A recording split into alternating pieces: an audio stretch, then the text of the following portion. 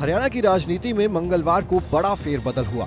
मनोहर लाल खट्टर ने इस्तीफा दिया और उनकी जगह नायब सिंह सैनी को सीएम बना दिया गया। लोकसभा चुनाव से पहले इतना बड़ा फेरबदल राजनीतिक जानकारों को भी चौंका रहा है। नायब सिंह सैनी के बैकग्राउंड और राजनीतिक ग्राफ को देखें तो ये साफ है कि उनका चेहरा आगामी लोकसभा चुनाव में बीजेपी को बड़ा फायदा दिला सकता है। ओबीसी चेहरा होने के साथ साथ आरएसएस से जुड़ाव उन्हें बीजेपी के लिए परफेक्ट चॉइस बनाता है। नायब सैनी बड़े ओबीसी नेता हैं। हरियाणा में जातिगत जनगणना तो नहीं हुई, लेकिन पिछले साल परिवार पहचान पत्र स्कीम के तहत सामान्य, एससी, बीसी और बैकवर्ड क्लास के परिवारों के कुछ आंकड़े सामने आए हैं। उन आंकड़ों के आधार पर अनुमान है कि हरियाणा में पिछड़े वर्ग और एससी मिलाकर 51% हैं। हरियाणा में कुछ समय से ओबीसी समाज के संगठनों के पदाधिकारियों की ये मांग है कि समुदाय के लोगों को हरियाणा की 90 विधानसभा सीटों में से कम 25 मिले।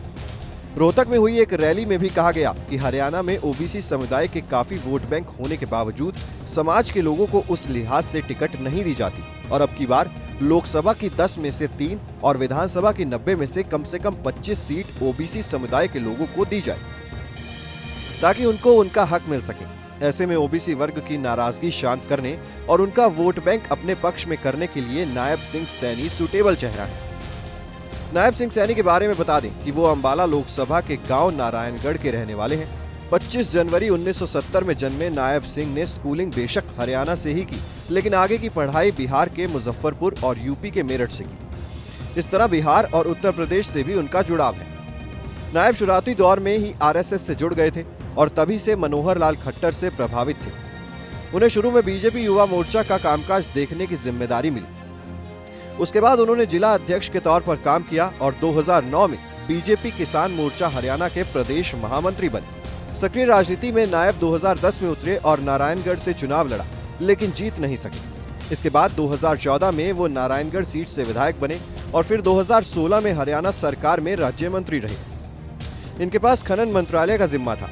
इसके 3 बरस बाद पार्टी ने 2019 में उनको कुरुक्षेत्र से सांसदी का चुनाव लड़ाया और उन्होंने शानदार जीत दर्ज की। नायब सिंह सैनी मनोहर लाल खट्टर के नजदीकी भी हैं। ऐसे में संगठन के भीतर गुटबाजी की आशंका भी बेहद कम है। यहाँ ये बात भी जरूरी है कि मनोहर लाल खट्टर 9 साल से हरियाणा के सीएम थे। अब लोकसभा चुनाव में ये सीएम बदलने वाला दाव कितना फायदा दिलाता है, ये तो समय ही बताएगा। फिलहाल इस वीडियो में इतना ही। इस खबर को लिखा है हमारे डेस्क के साथी अपूर्व श्रीवास्तव ने। बाकी खबरों के लिए देखते रहिए न्यूज़ नेशन डिजिटल।